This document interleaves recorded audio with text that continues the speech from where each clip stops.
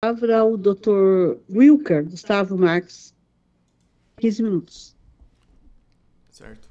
Boa tarde, excelências. Eu cumprimento aqui a presidente, desembargadora Helena Maria, a qual eu estendo meus cumprimentos aos demais desembargadores, servidores e os alunos ali que estão presentes e demais colegas advogados também.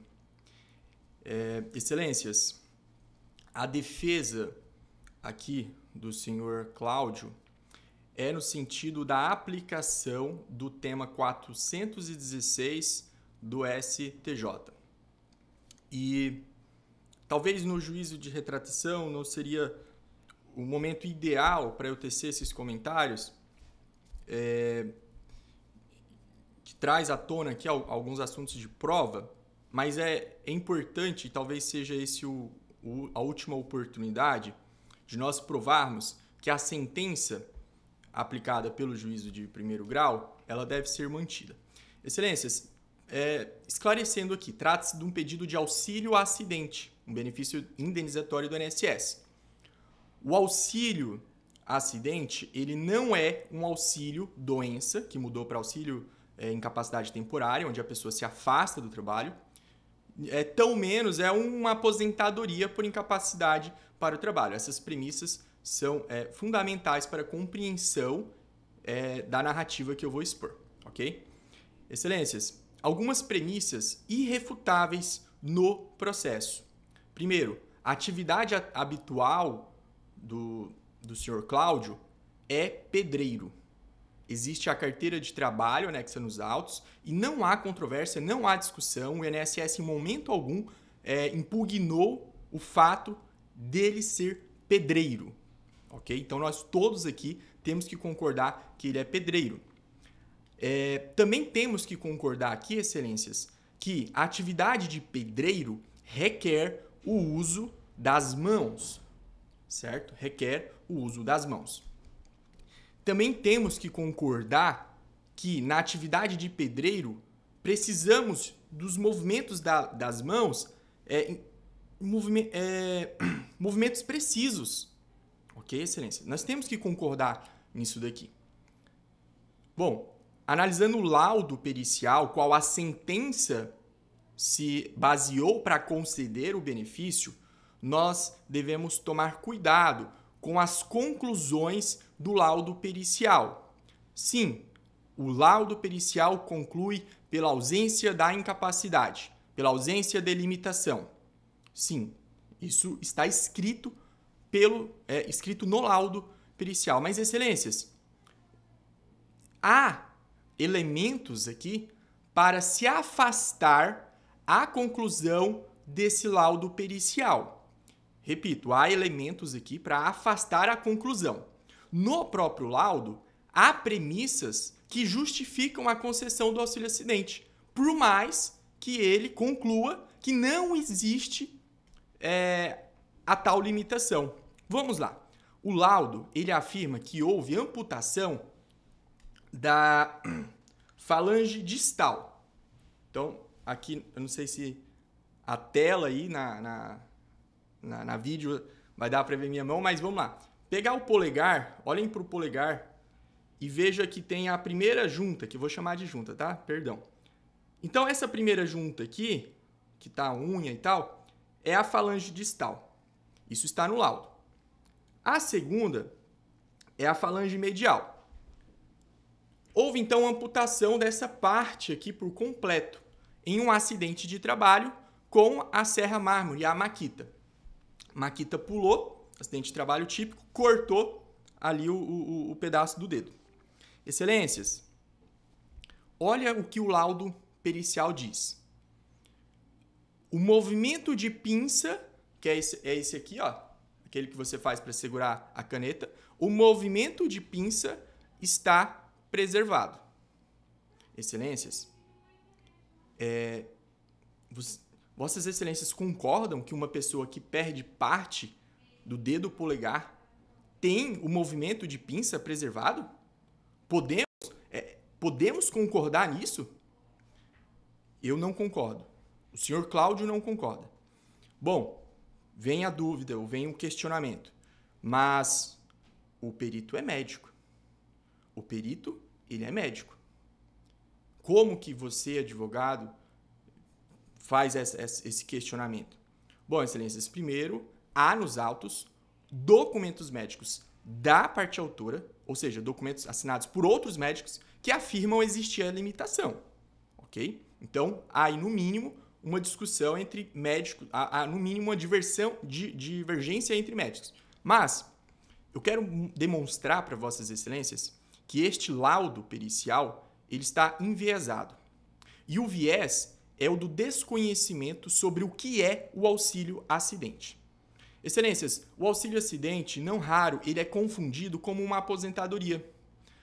Prova que esse laudo médico pericial está enviesado é que ele faz menção à calosidade nas mãos. Ele diz que o autor tem calos nas mãos. Excelências, é um benefício indenizatório. O auxílio-acidente, ele não exige que a parte autora, aqui no caso o senhor Cláudio, se afaste do trabalho. Não é uma exigência. Mas o laudo pericial faz menção, e logo ali no início é muito claro. Isso nos leva a crer, excelências, que o laudo pericial foi feito do ponto de vista da incapacidade para o trabalho. E não é esse o ponto. O ponto é a existência de uma limitação. E o laudo, ele afirma categoricamente que não existe limitação, que ele pode continuar trabalhando como pedreiro. Ele é bem categórico nisso, porque ele está enviesado. Ele não quer que haja uma possível concessão, por exemplo, de uma aposentadoria. Excelências, isso é típico. Também não há a discriminação do objeto da perícia. Isso dificulta. Poxa, será que o laudo pericial está de fato analisando isso? A sentença, ela recorta os trechos que reconhecem as limitações, como, por exemplo, sensibilidade no coto, ali onde houve a amputação, ali naquela parte superficial, ela reconhece aquilo ali como limitação. Ela faz um recorte e concede o benefício, excelências. Então, eu defendo e eu acredito de verdade que estamos diante de um caso típico de concessão de auxílio-acidente. E é irrefutável, por mais que o laudo possa trazer essa conclusão, mas todo o contexto, excelência, diz outra coisa, nos leva a outra conclusão, de que ele experimenta uma redução da capacidade de trabalho. Se essa redução é leve, é moderada ou é muito grave, não faz diferença, como diz o tema 416 do STJ, qual invocamos aqui. Bom, excelências, a ausência dessa parte do polegar, isso é incontroverso nos autos. O laudo reconhece a amputação dessa parte aqui da falange distal. Reconhece, ok. Excelências, quando o senhor Cláudio for segurar a maquita para cortar o serra-mármore outra vez, quando ele for segurar, outra vez, ou qualquer outro objeto, haverá uma diminuição da força. O polegar, ele faz parte a nossa anatomia da mão, ela foi feita para ter os 5 dedos completos. A inexistência de parte do dedo, do menor dedo das mãos, impacta na diminuição da força, que dirá o polegar, que exerce função, a nossa garra com a mão, ela precisa do polegar. Vossas excelências, com todo respeito ao médico, excelências, com todo respeito que deve haver a um perito, com todo o respeito, mas ele falhou, e vossas excelências, com todo o conhecimento, com toda a sabedoria que vossas excelências possuem,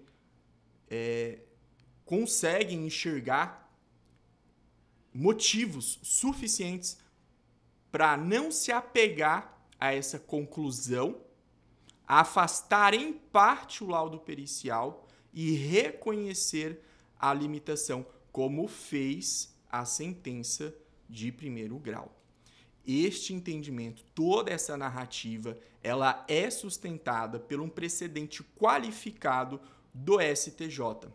E para encerrar, Excelência, a ratio decidente do precedente que é invocado aqui, o 416, de forma bem resumida, existe uma diretriz interna da INSS, na verdade o decreto 3048, não é uma diretriz, é um decreto mesmo. Ele regulamentou a lei 8.203 e ele possui um anexo, e esse anexo ele traz ali algumas situações descritivas de quando deve haver concessão do auxílio acidente e quando não deve. Lá, no quadro 5, diz que para conceder o auxílio acidente precisa existir a amputação da falange medial, que seria essa daqui. Então, a falange distal não pode conceder, só a falange medial. Então, o ratio decidente do STJ, desse acordo, do tema 416 do STJ, é no sentido que a lei não criou essa limitação que o decreto criou. A lei, e lá no tema, eles usaram a súmula que fala da perda da audição, porque estavam se discutindo. O decreto exigia uma perda de audição, tem um grau para se medir a perda da audição, e o decreto exigia ali. Então, uma perda de redução auditiva ali abaixo daquele limite não pode ser concedido porque tinha um decreto. Vem o STJ, a jurisprudência já há muito tempo caminha nesse sentido de que não posso exigir uma redução mínima, já que a lei não o fez. Bom, Excelências, então, feito todos esses apontamentos, eu peço, pelo juízo de retratação, repito e peço desculpas porque eu não consegui realizar a sustentação oral no julgamento. Houve uma falha aqui na minha intimação, no sentido de que eu não me ative, não consegui orquestrar a minha agenda e julguei naquele momento que não seria necessário. Enfim, peço desculpas, mas estamos aqui a tempo para a concessão do benefício de auxílio acidente para o senhor Cláudio. Então, pugno pelo juízo de retratação. Excelências. Muito obrigado, doutor Wilker. Como não é um juiz de retratação, não há parecer, né, desembargador Márcio? Isso. Então, eu volto a palavra a Vossa Excelência, relator. Obrigado. Eu acho que questão... Desembargador Márcio, só um minutinho. Eu estava olhando aqui a pauta, consta que o apelante é Cláudio Rezende Guimarães, o apelado INSS. Mas, ouvindo o senhor e o advogado, eu bem vi aqui que o Cláudio entrou com a ação, ganhou em primeiro grau, quem apelou foi o Instituto. E o Instituto, na retificação, foi acolhido o apelo do INSS e quem recorreu ao especial é o Cláudio. Então, há um erro na classificação aqui da pauta, temos que arrumar, porque senão pode dar problema, não é isso? Não, desembargadora, ele interpôs, o Cláudio interpôs, diante da diversidade do acordo desta Câmara, ele interpôs o recurso especial. Pois é, mas aqui e aí, ao colega... Apelo. Não, isso aqui, sim, isso aí... na verdade, recurso especial no recurso de apelação civil. Pois então como está enganado, né, na pauta aqui consta isso, eu vou mandar retificar, tá bom? Não, é só na pauta, mas na pauta. Aqui está correto a classificação. Então tá bom. Como eu estava a dizer, primeiramente eu quero cumprimentar o digno advogado pela sustentação. Isso engrandece muito a advocacia e valoriza, né, os julgamentos. Vê nitidamente a vontade, os alunos é muito interessante, né, a vontade em fazer a defesa e acreditar, né, no direito do seu cliente. Porque se o advogado não acredita no direito do cliente, fica difícil você argumentar, né? Então, isso é altamente positivo. Eu digo que o entendimento do STJ, e foi o ponto que motivou a voltar o processo a esta Câmara, ele foi fixado no sentido de que exige-se para a concessão do auxílio acidente a existência de lesão decorrente de acidente do trabalho que implique na redução da capacidade para o labor habitualmente exercido. O nível do dano e, em consequência, o grau de maior esforço, ele não interfere na concessão do benefício, o qual será devido, ainda que mínima, a lesão. No julgamento do acordo representativo da controvérsia, entendeu o egrégio STJ da seguinte forma, abre aspas, o fato da redução ser mínima ou máxima, reafirmo, é irrelevante, pois a lei não faz referência ao grau da lesão, não figurando essa circunstância entre os pressupostos do direito, de modo que, para a concessão de auxílio-acidente, é necessário verificar apenas se existe lesão decorrente da atividade laboral e que acarrete, no fim das contas, a incapacidade para o trabalho regularmente exercido. E não poderia ser de outro modo, pois, como é sabido, a lesão, além de refletir diretamente na atividade laboral para demandar, ainda que mínimo, um maior esforço, extrapola o âmbito do estreito do trabalho para repercutir em todas as demais áreas da vida do segurado, o que impõe a indenização. Fechado. A propósito, aí eu trago o aresto do RESP de Santa Catarina, 1.109.591, da relatoria do ministro Celso Limonge, que foi como desembargador convocado. Aí eu digo que, nesse contexto, pode-se concluir que, se há incapacidade e nexo causal, é de rigor a concessão do benefício. Pouco importa se a redução para o trabalho é mínima, média ou máxima. Tal circunstância importava ao regime anterior à vigência da Lei 9.032/95. No caso, a dissonância entre o precedente fixado e os fatos trazidos nos autos. Isso, pois, as provas colacionadas nos presentes autos demonstram a inexistência dessa incapacidade para o labor. De fato, o laudo pericial apresentado perante o juiz Lacó afirmou expressamente que não houve a redução da capacidade laboral da parte autora para a atividade que ela habitualmente exercia. E, obviamente, que a defesa argumenta sentido contrário.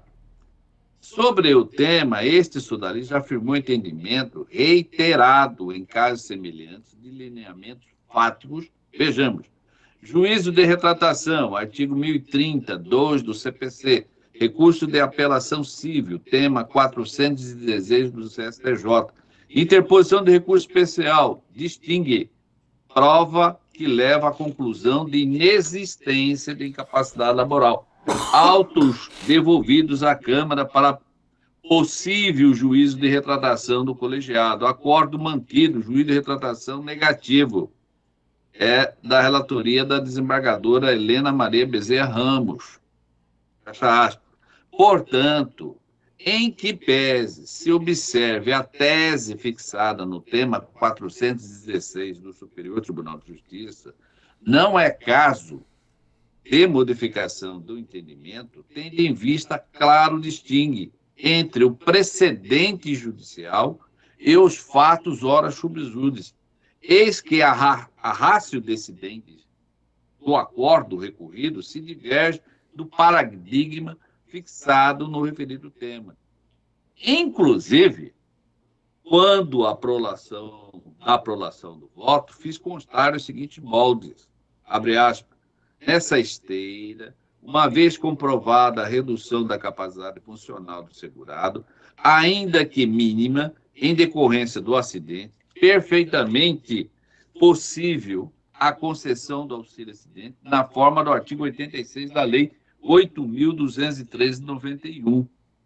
anotadas as premissas jurídicas na hipótese em exame, contudo, o laudo pericial conclui de forma diversa da exposta na sentença combatida, ou seja, afirmou expressamente que não houve a redução da capacidade laboral da parte autora para a atividade que ela habitualmente exercia. Assim, forçoso reconhecer que o apelado não faz jus à percepção do benefício auxílio-acidente, previsto no artigo 86 da Lei de Regência 8.213 de 91.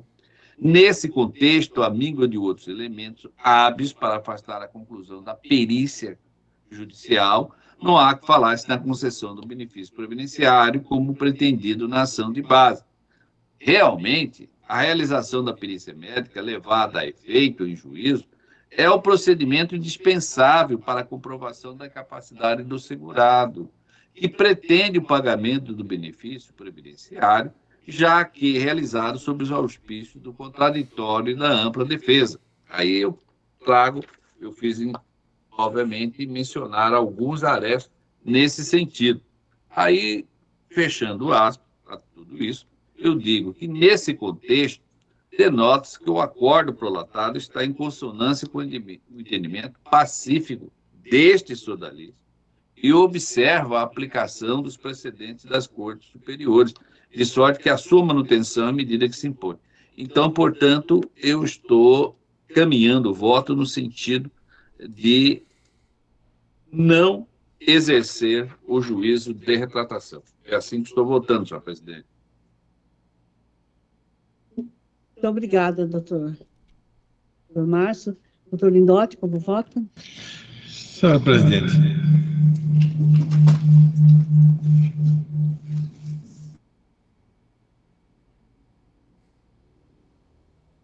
desculpe aqui,